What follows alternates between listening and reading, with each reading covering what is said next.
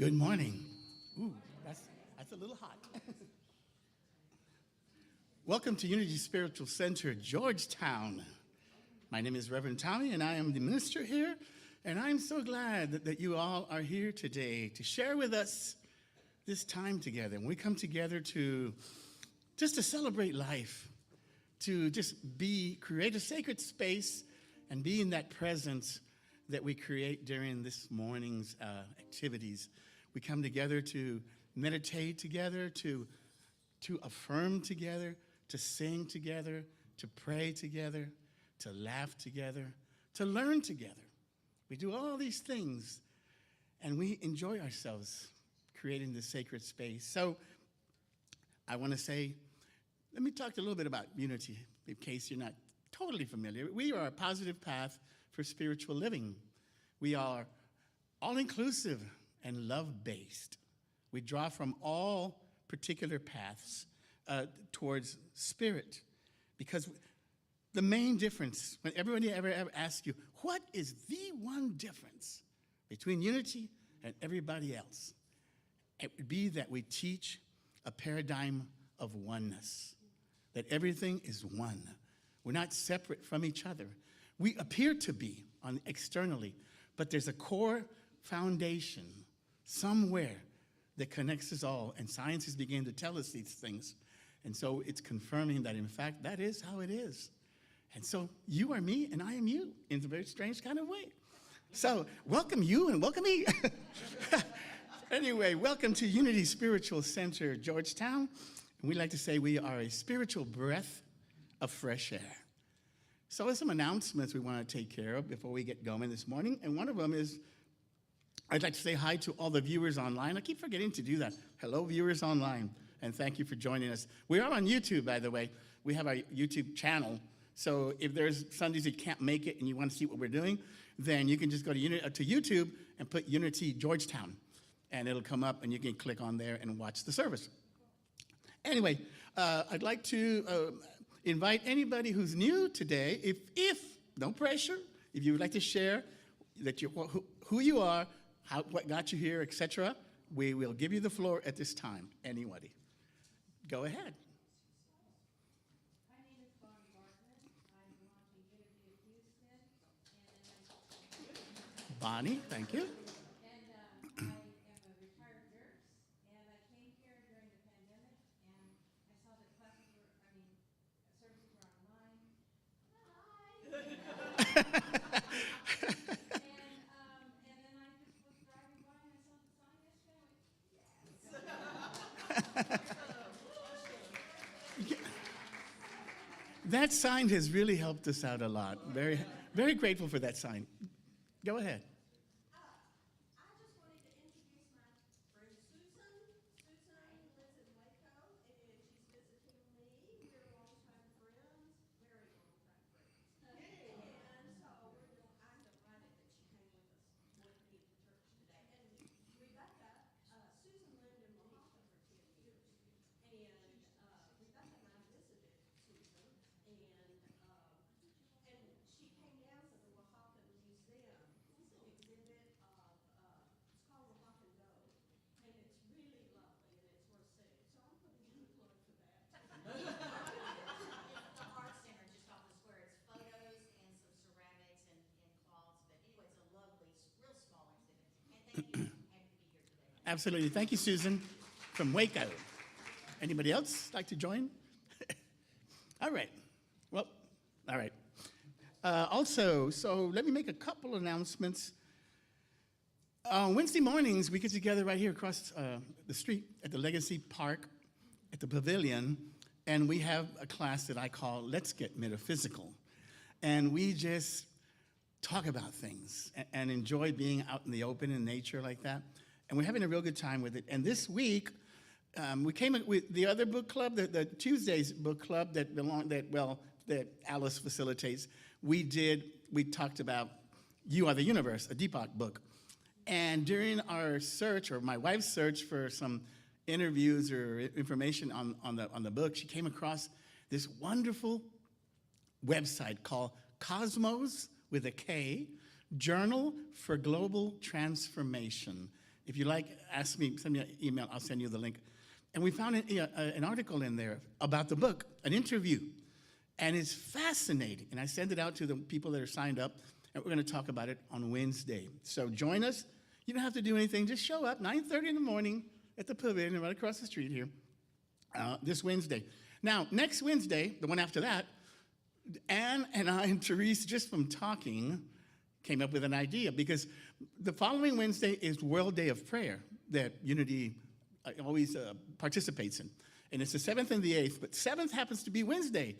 So I said, why don't we put the two things together, World Day of Prayer and our Wednesday morning group. So we're going to do a little drum circle at 9:30, and then talk a little bit about prayer and Unity prayer a week from Wednesday. So if you have noisemakers or whatever, come on over and show up and just enjoy. Just enjoy. Anyway, I think I'm done with my announcements. I think Liz wants to. Our board president, Liz.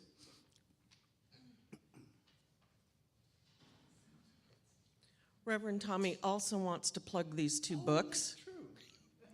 You forgot.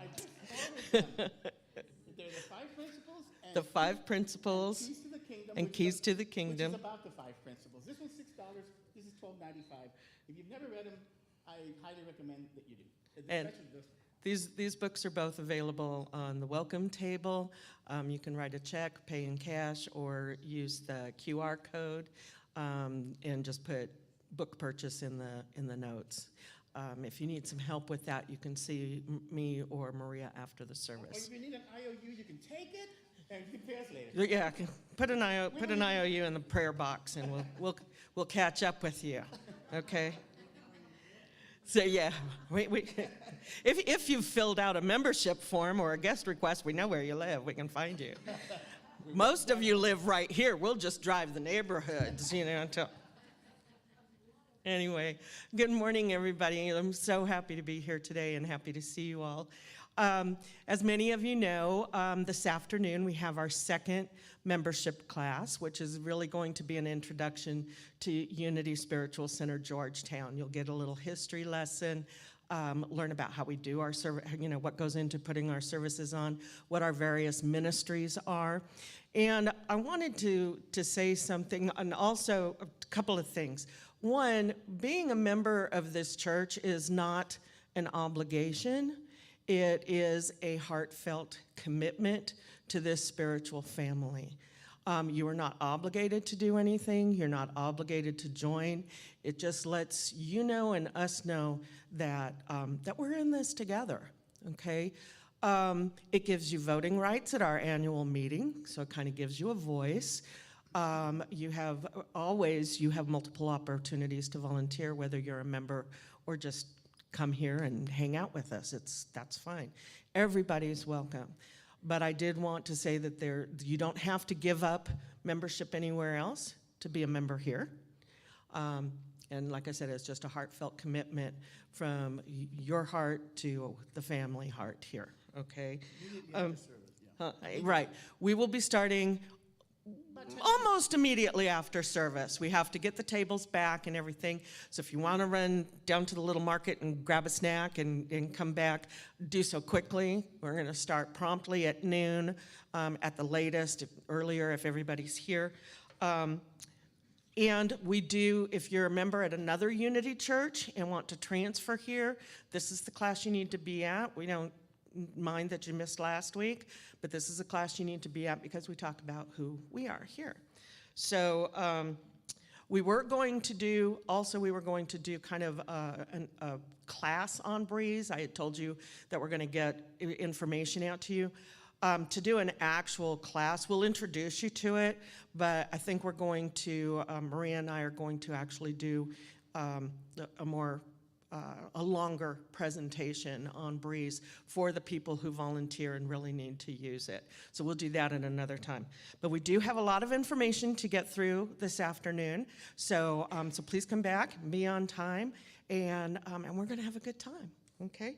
And I think that's all I have. And if that's all, do you have anything else? We can go to our one thing. Special prayers and love to Donna Sue and her son who he is experienced some health challenges. And I just want to say that too, because Donna Sue, well, she's one of ours, one of our members, and she's also one of our chaplains. So please rise and let's begin our service.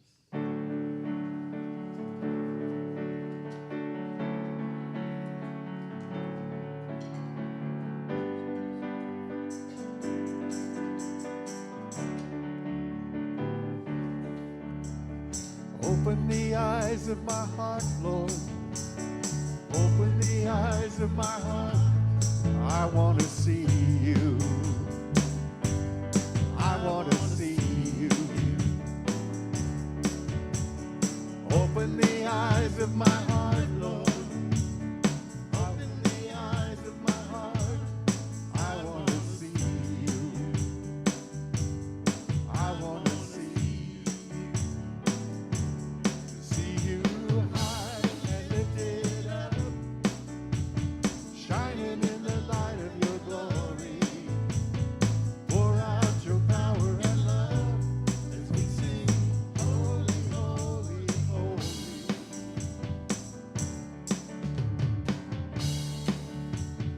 Open the eyes of my heart, Lord. Open the eyes of my heart. I want to see you. I want to see you. Open the eyes of my heart, Lord. Open the eyes of my heart. I want to see you. I want to see you. To see you high and lifted up, shining in the light of your glory. Pour out your power and love as we sing, holy, holy, holy. Holy, holy, holy. Holy, holy, holy. Holy, holy, holy. I want to see you. Holy, holy, holy. Holy, holy, holy. Holy, holy, holy. I want to see you.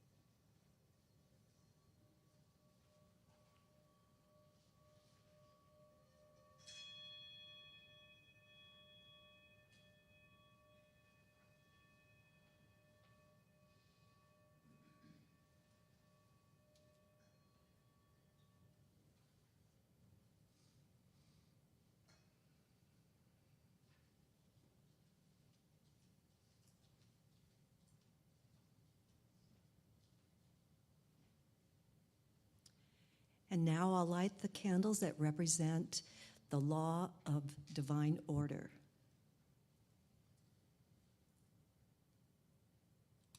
Mind, idea, and expression. These candles represent the process by which all things come into being. Divine mind is the source of all possibilities, and when we align our thoughts with divine mind, we are inspired with divine ideas, and we express them in the world through our actions and words, and we become co-creators with God. And now we have another song.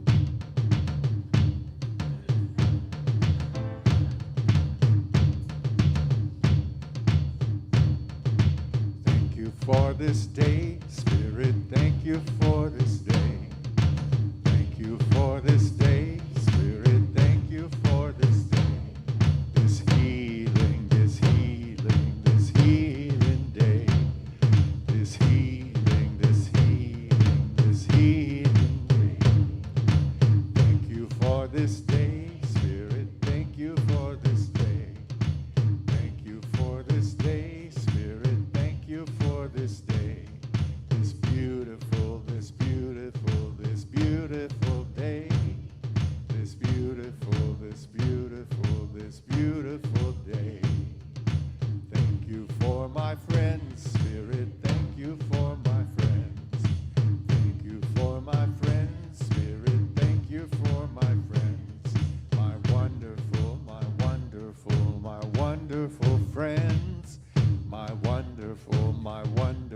my wonderful friends. Thank you for this day, Spirit, thank you for this day. Thank you for this day, Spirit, thank you for this day.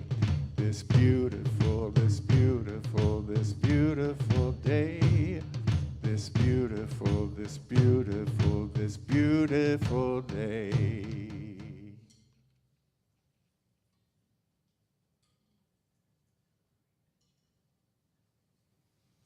I think that was more of a standing up and dancing song than a sitting down song.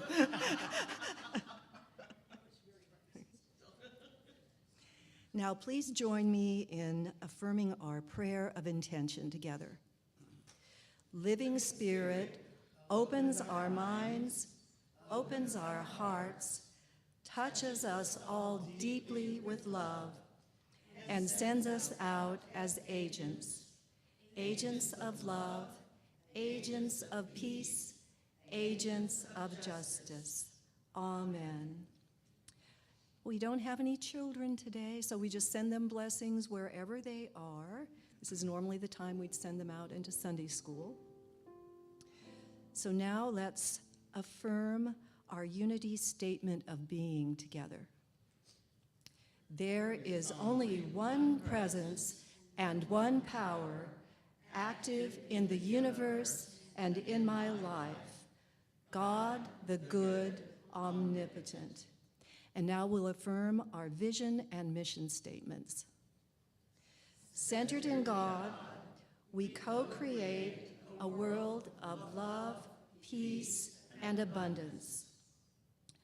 We are a thriving spiritual community, inspiring and empowering individual and global transformation as exemplified by the life and teachings of Jesus.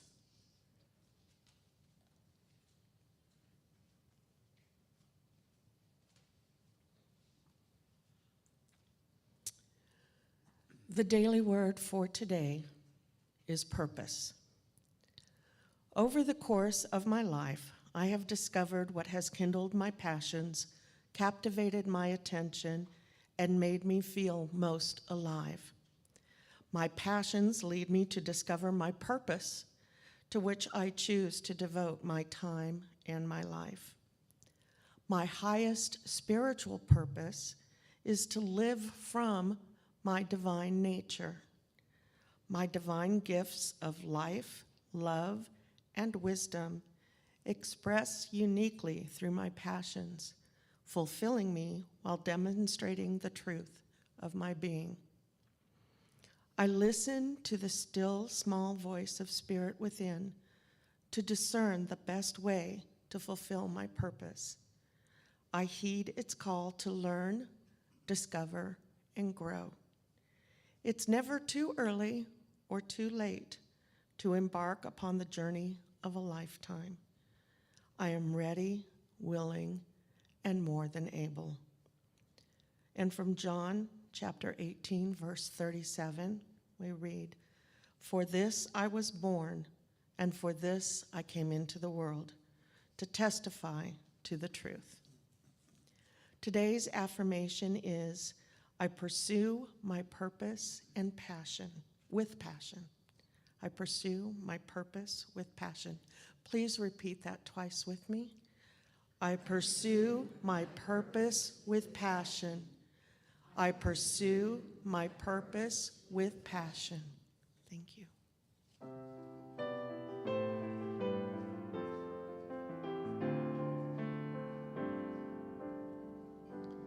In this house of love, we come together, one with Spirit in our hearts. In this house of love, we are connected, we are perfected in God's light, and we shine. Yes, we shine as bright as the stars above. And we shine, Yes, we shine. We shine in this house of love. In this house of love. We are family, brothers and sisters in this world. In this house of love, we seek the wisdom that tells the truth, and we're assured. And we shine, yes, we shine, as bright as the stars above. And we shine, yes, we shine. We shine in this house of love.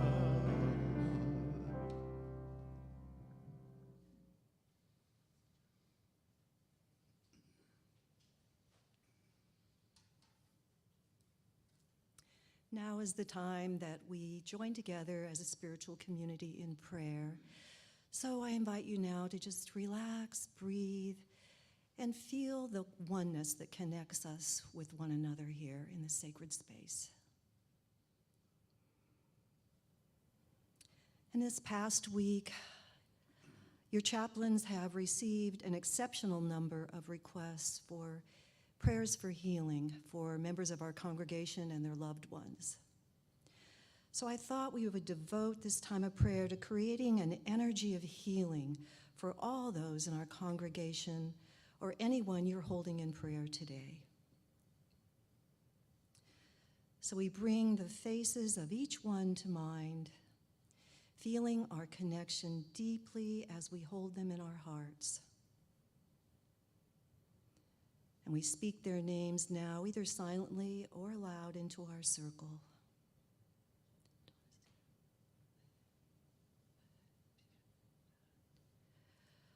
We see them with spiritual vision, knowing the source of life and wholeness is not to be found only in their physical being, but in the one eternal presence that is their true nature. No diagnosis, no condition can ever block the flow of divine life that sustains them. And so we see them empowered to activate the divine intelligence in every cell of their body that knows exactly how to strengthen, restore, and renew itself. And we pray this for each one. May you be well. May your body be strong, your mind clear and calm, and your spirit at peace. And now we close this time of prayer by singing together an ancient prayer, a prayer handed down through the ages that affirms God's realm is manifest in earth as it is in heaven. The Lord's Prayer. Our Father, who art in heaven, hallowed be thy name. Thy kingdom come, thy will be done in earth as it is in heaven.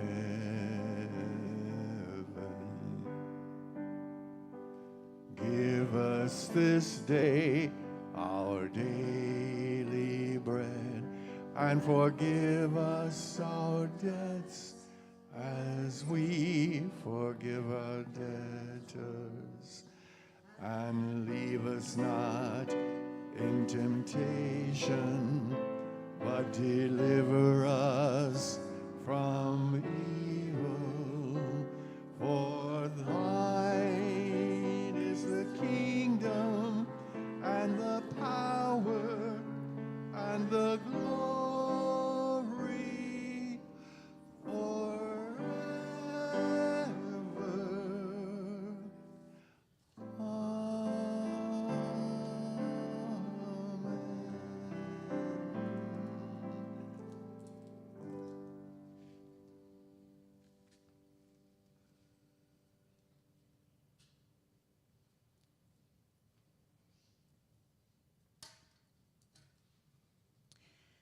Well, Reverend Tommy has been reviewing our foundational unity principles.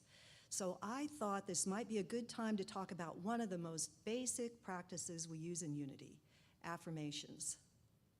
Affirming spiritual truths helps keep us centered in God as we navigate our daily lives.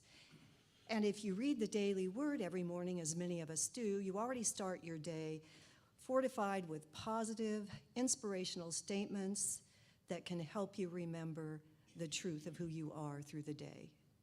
Another thing I do is I have a gratitude practice with two friends, and we text each other every morning with an affirmation and 3 things we're grateful for. And those are just a couple of examples of ways that you can incorporate affirmations into your daily practice.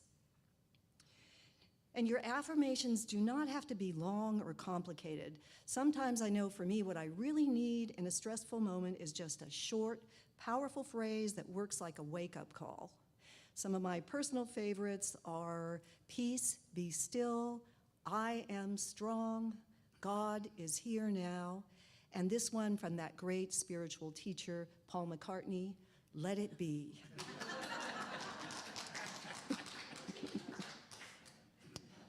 So having a repertory of go-to affirmations can help us move out of reaction mode and into a higher consciousness when we need it most. But it's also important for us to understand what affirmations don't do. They're not wishful thinking or magical incantations that instantly change outer conditions. And they're not a way to bury our heads in the sand and try to pretend that a stressful or difficult situation just doesn't exist. If we're facing a serious medical diagnosis, for example, affirming our wholeness may not make the condition miraculously disappear. We might still need to seek medical help and to practice good health habits. But using powerful words of truth on a regular basis does have a positive effect on our overall well-being and on our body's ability to heal itself. So if we want our affirmations to manifest as our experience, we need to do more than just say them. We need to feel and believe them. So it's important to use words that resonate with both our mind and our heart. So if you just lost your job, your car needs new tires, and your dog ate your last paycheck, you probably won't be able to affirm, my life is in perfect divine order, without doing an eye roll. But as an alternative, you could affirm and feel, I am supported and sustained by the unshakable power of divine order as I thrive through any outer condition. You feel the difference.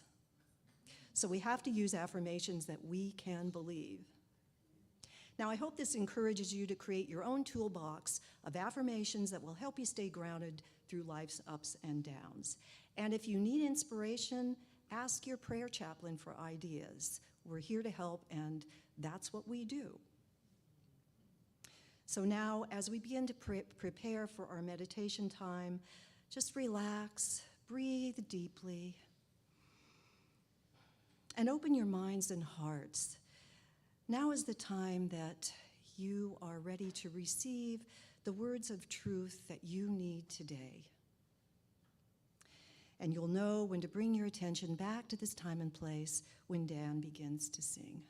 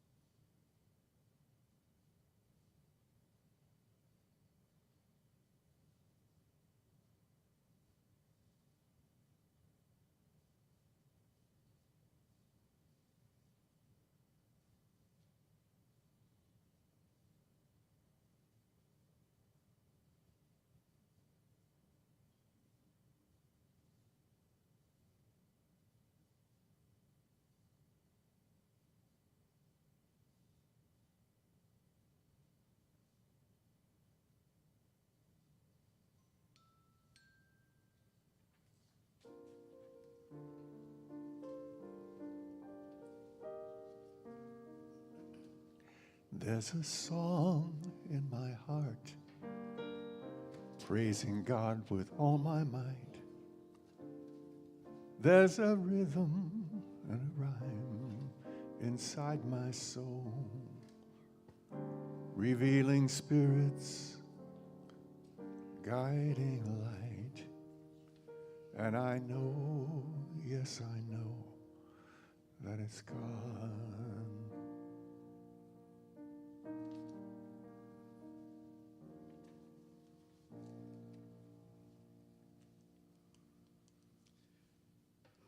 Thank you, Dan. Thank you, Therese. And thank you all for being here again today. Now comes a time in our service where I started to introduce a part that we call Laughter is the Best Medicine. And I started it back when I was at Unity Rio Grande Valley, when we started doing wellness Sundays. On when we had a month that had 5, we would do a wellness a Sunday, and we would just try to do as many things that we can to bring joy to your heart and different things. We had Tai Chi, small little lessons, all kinds of little things. Maybe we'll do this sometime here. Anyway, so I started with that, and it kind of went over well, and I just thought, part of who we need to be is just to be in that joy, and when you're in laughter, I mean, you just can't be in anything other than joy when you're laughing. As a matter of fact, I've heard of people who were pretty ill, who had just taken the practice of doing nothing but listening to comedy all day long, and it helped them to heal. So comedy is interesting, and I had told you that I had started running out of jokes, and so people started sending me stuff, and this is your fault, Alice. This is courtesy of Alice. So it goes something like this. A man smelling of booze and cigarettes sat down on a subway next to a priest. His tie was stained, there was red lipstick on his collar and face, and a half-empty bottle of gin was sticking out of his torn pocket. He opened up the newspaper and began reading. After a few minutes, he turns to the priest and said, "Tell me, Father, do you know what causes arthritis?" And the father quickly turns around and says, "My son, it's caused by licentious living, too much drinking and smoking, contempt for your fellow man, sleeping around, and lack of proper hygiene." And the guy went, "Well, I'll be darned." And so he went back to reading the newspaper. And then the priest kind of felt bad about it. He said, "Yeah." So he nudged him and said, "Hey, listen, man, I'm sorry. I came on kind of strong and very insensitive, as a matter of fact. How long have you had arthritis?" And he says, "Oh, I don't have arthritis, Father. I was just reading here that the Pope does."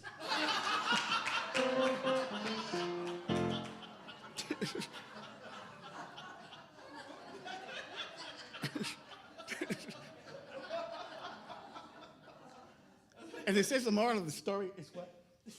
The moral of the story is make sure you understand the question before offering an answer. Yeah. Anyway, thank you, Alice. So today, I want to talk about spiritual principle number 2. You and I are God. This week is the second and the last Sunday that we are conducting new member classes. And so I did this because I wanted to coincide with that. I had been wanting to share my lessons I have of the 5 principles with you since I got here back in January. But I was waiting for the right time. So this seemed to be the right time, because now it gives us a chance to have new members and established members and I all really kind of go over the principles together and make sure that we're all on the same page. So if you repeat from last week about spiritual one, principle 1, unity has no dogma, no creed, nothing that you have to believe in to become a member. Now, it's also not necessary to give up any affiliation with any other religious organization. I told you that when I first started coming to Unity, I would leave service and go to Catholic Mass because I was director of the youth group then. So in Unity, we are neither jealous nor possessive. If you want to go, that's fine too. But we do have an entire book of metaphysics and these 5 principles, and they guide and formulate our theology, our philosophy. So where did these principles come from? I told you last week that Unity co-founder Charles Fillmore, his great-granddaughter, her name was Connie Fillmore Bazzi, was asked to summarize the Unity teachings back, I don't know when it was, what year it was, but when she was the president of the Unity School of Christianity in Kansas City. And since that time, they have become our cornerstone of how we see things and how we see the relationship of God and mankind, in other words. And you'll be hearing these 5 principles the next couple of weeks over and over as we proceed through them. So let me tell you again what they are. Number 1, God is absolute good, everywhere present. Number 2, human beings are created in the image of God, and our very essence is divine. Therefore, we too are inherently good. Third one, we create our life experiences through our thoughts and our beliefs. 4, through affirmative prayer and meditation, we align with God and bring out the good in our lives. And the 5th one, I do and give my best by living the truth I know. I make a difference. And I condensed them for you last week, and I'll repeat them. God is, I am, I create, I align, I act. So in her book, Reverend Debenport, again, I highly recommend it if you've never read it to read that, says, as well as offering tools for daily living, the 5 principles suggest answers to the great questions of existence that humans have been asking since the dawn of conscious awareness. Now, that's my kind of stuff. You all know I'm a philosophy major, so that's right. I just, boom, I'm in, you know. So let's continue with the discussion of the principles today. Last week, as I said, was Principle 1, Chapter 1, and she summarized it as God is all. Because if God is everywhere, all-powerful and non-knowing, as I said last week, the question is not what is God, the question becomes, well, what isn't God? And the answer is nothing. Everything is God. And so, thus, we are God as well. She writes, with Principle 1, we broaden our understanding of God to a field of love and intelligence that is the foundation of the universe. I like that. Let me repeat it. A field of love and intelligence that is the foundation of the universe. Not a person, not a being, supreme or otherwise, but a presence, a field of energy. As Meister Eckhart said, beingness. So today's lesson is about principle number 2, which is, again, human beings are created in the image of God, and our very essence is divine. Therefore, we are inherently good. She subtitles the chapter, You Are God. Now, the traditional people would say, might consider that a blasphemous statement. I like blasphemous better than blasphemous. And I can guarantee that there was a time when I would have been burned at the stake, and probably all of us would, for talking this way. Good thing we don't anymore. It's hot enough as it is. I don't need to be burned at the stake. I'll pass, thank you. But the key here is saying that I'm not saying that I alone am God. I'm saying that each and every one of us is. As the book and simple logic tells us that if God is everything, then how can we be anything other than divine? It seems simple logic to me. The psalmist, remember last week, I shared with you.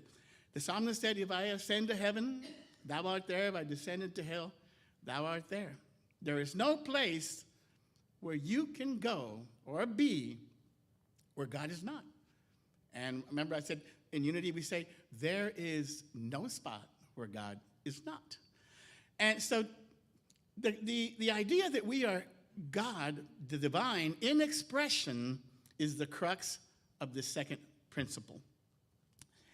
Now, a big part of the influence that gave rise to the New Thought movement was transcendentalism. I don't know if you realize that. And it could be very well said that transcendentalism gave us this second principle. And now, to be clear about definitions, this is what transcendentalism is. An idealistic, philosophical, and social movement was developed in New England around 1836 in reaction to rationalism, influenced by Romanticism, Platonism, and Kantian philosophy. It taught that divinity pervades all nature and all humanity. In plain English, God is all there is, and everything is God, period. The definition continues, its members held progressive views on feminism and communal living. Ralph Waldon Emerson and Henry David Thoreau were the central figures. Emerson was, of course, a giant in American literature. And he had many, many quotes. But there's two that I really like. One of them is, the thunderous sound of your actions do not allow me to hear what you were saying. That's pretty interesting. In other words, actions speak louder than words. And this one, which I equate with principle 2. The highest revelation is that God is in every man. And by man, that's 1800s talk. Person, but in every person. Now, keep in mind also, Emerson lived in New England, and the puritanical influence was very, very much still around. So to make such a statement was extremely radical, and he was very radical. I know he was invited to Harvard School of Divinity graduation class to speak, and I think they regretted that because he was very out there. And they said, oh, that's not what we wanted to hear, Ralph. But He was not invited back. no, he was not. You're right. Never was. Thank you, Ralph, and that'll do it. You're done. But no one in America believed this. No one. In the whole Western civilization, nobody believed that we were divine. Everybody believed that Jesus is the only Son of God and that he alone is divine. Nobody else. But the transcendentalists say, no, that is not true. Not only are we all divine, everything is divine, including the natural world and everything in it. Now, for most people, this was not a comforting thought. This was an unsettling thought because, we get into comfort zones and we like to think that we know what's going on and somebody comes along and tells us that's not what's going on at all. And that's not real comforting for most. The paragraph in the chapter says, most people still want to believe in God, in a God that knows and cares about the details of their lives, that can make a difference in what humans, or at least in how we feel about what happens. Even with a concept of God as the ground of being, as impervious to our dramas as the air we breathe, that personal relationship with the divine has not been lost. She says, it merely has been relocated as you. This is a huge difference between how traditional Christianity sees a personal God and how we see a personal God. And in fact, we're criticized because some people say, well, they don't have a personal God. God is not personal to them because they only hear the part about us talking about the transcendental God, the impersonal God. They don't hear us talk about the immanent God, the God within. And for tradition, a personal God is a God out there who intervenes capriciously in our lives. And unity, that is not the kind of personal God we have. We have a much more personal God, I believe, because we are that God in expression. That is very interesting. Now, I don't mean that our gods are different, because that wouldn't be correct, of course. And it's not about that. And it's not about what's right or wrong, and we've been talking about that for the last several weeks and stuff. It's about stages of development and how we see things. So everybody is where they are, and that's all good.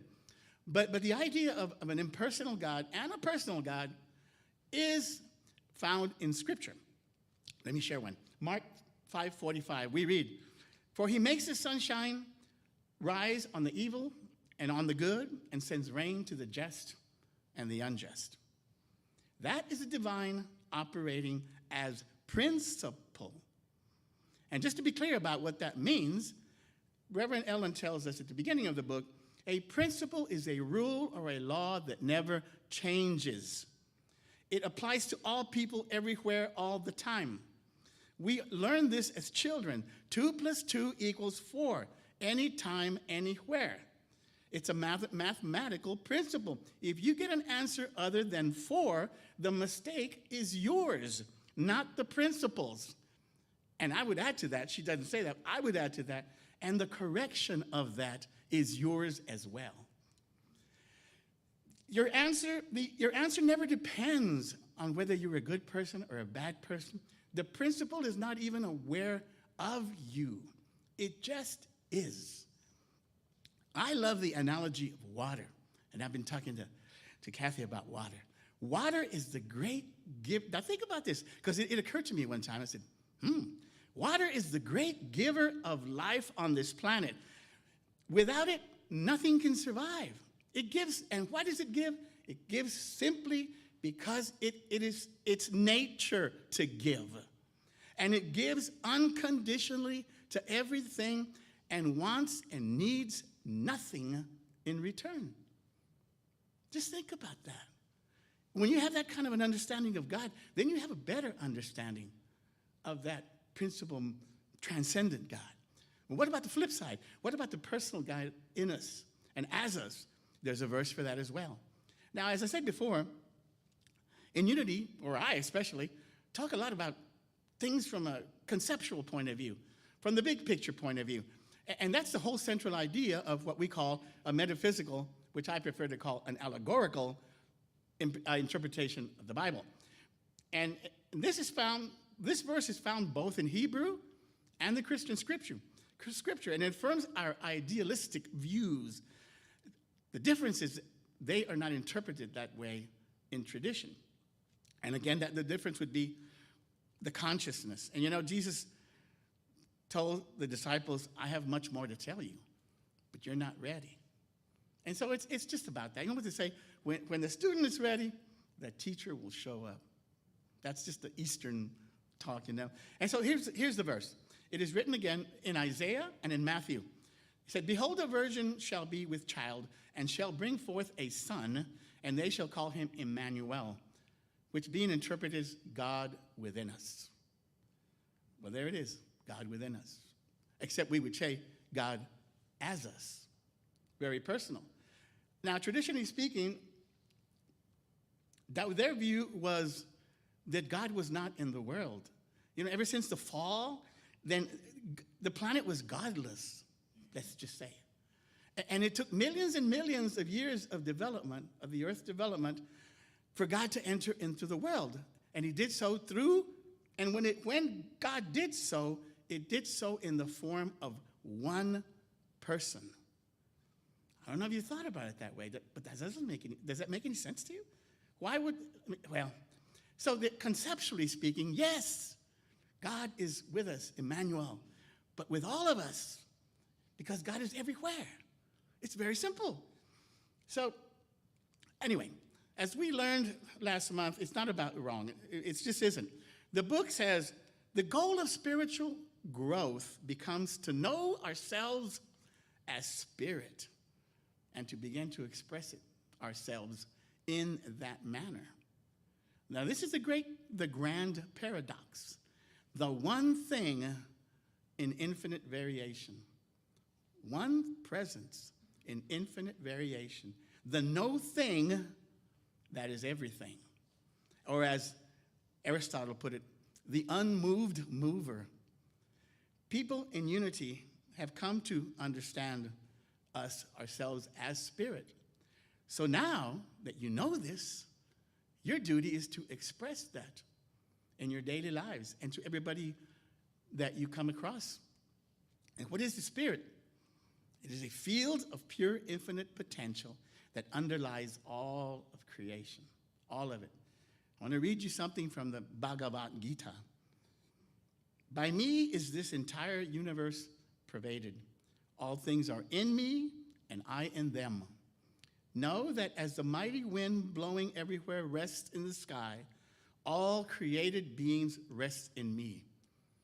I am the father, the mother, the supporter, and the grandsire of the universe. At the end of each chapter, there is a very, very short meditation. And this one, I'd like to share it with you. Go ahead now. I invite you to close your eyes and just take in every word of this small little paragraph. As I turn within, I retreat from outer awareness and enter my soul, the divine in me. It is here that I know my connection to spirit. Deep within, I find the peace that passes understanding. Deep within, I find the knowledge of all things and the awareness of absolute good. Deep within, I touch the gifts that are God. It is here that I receive wisdom and guidance, that I know truth and understanding, that I am strengthened and comforted. This is the divine essence that I am. The core of me is God. And from the God within me, I can do anything. Have a blessed week.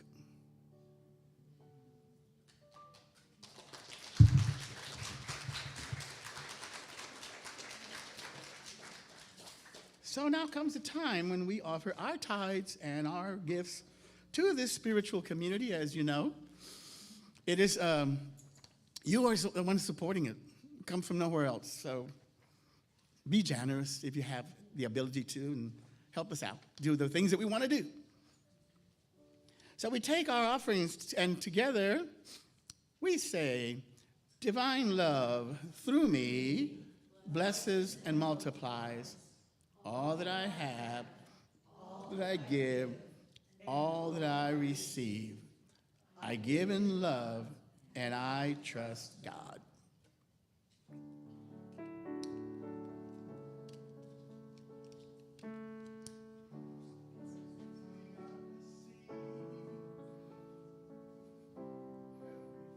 I do is blessed by your hand, God. I give it back to you. Everything I give, every thought that's true, is magnified in kind, God. I'll give it back to you.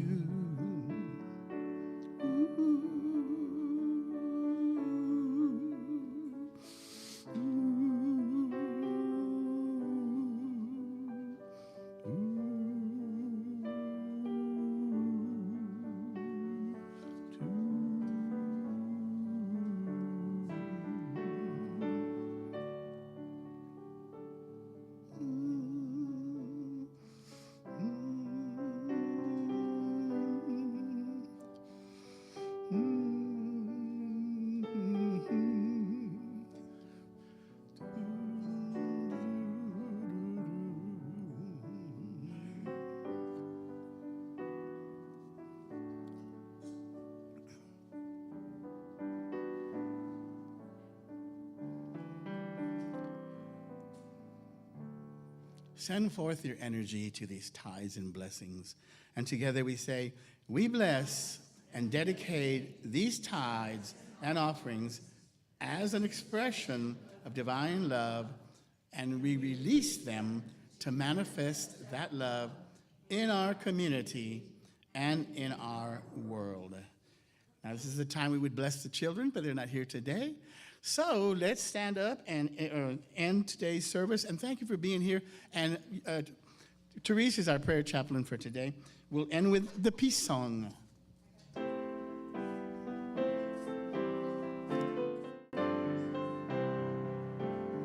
Let there be peace on earth, and let it begin with me. Let there be peace on earth, the peace that was meant to be, with God as creator, family all are we. Let us walk with each other in perfect harmony. Let peace begin with me, moment now. With every step I take, let this be my joyous vow, to take each moment and live each moment in peace eternally. Let there be peace on earth, and let it begin with me. The light of God surrounds us. I am the light of God. The love of God enfolds us. I am the love of God. The power of God protects us. I am the power of God. The presence of God watches over us. I am the presence of God. Wherever we are, God is, I am, and all is well. Have a wonderful week, everybody. Oh, stick around.